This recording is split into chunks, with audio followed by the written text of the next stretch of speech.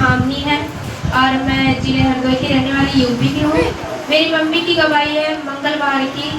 क्या हुआ, सुबह जब मेरी मम्मी उठी, इतना बुखार था मेरी मम्मी को, इतना बुखार था कि वो ऐसी थी, ऐसी हालत उनकी हो गई थी। मुझे लगता था बहुत ज़्यादा बीपी भी उनका बहुत ज़्यादा बढ़ता है, बीपी बहुत ज़्यादा बढ़ गया था। और दवा लेके आई, वहाँ से चेक कराने गई, बीपी और 180 तक बीपी बढ़ जाता है पूरा। और चेक कराने में दवा लेके आई, दवा खाई, हम कुछ भी फर्क नहीं हुआ। हम लोग काम पे चले गए कि दवा खा लिया तो ठीक हो जाएगी, काम पे चले गए।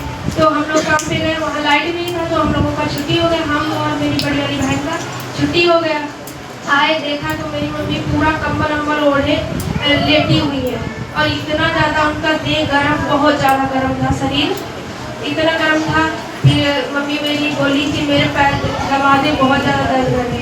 मैं इतना पैर दबाती दबाती मैं भी थक गई, इतना पैर दर्द कर रहे थे।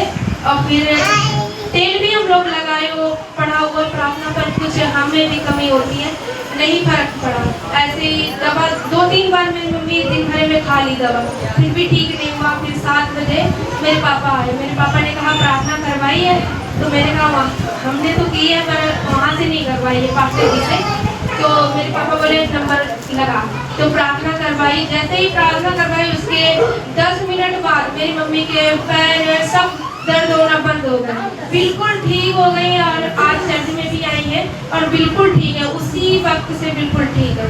प्रभु का धन्यवाद हो, प्रभु के दास का भी धन्यवाद।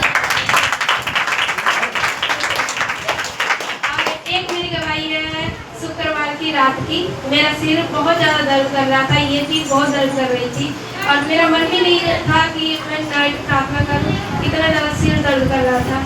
पर जब यहाँ पे पास्टर जी से दुआ कराई तो मेरा सिर उसी वक्त से ठीक हो गया और अभी भी ठीक है। प्रभु का धन्यवाद हो, प्रभु के दास का भी धन्यवाद।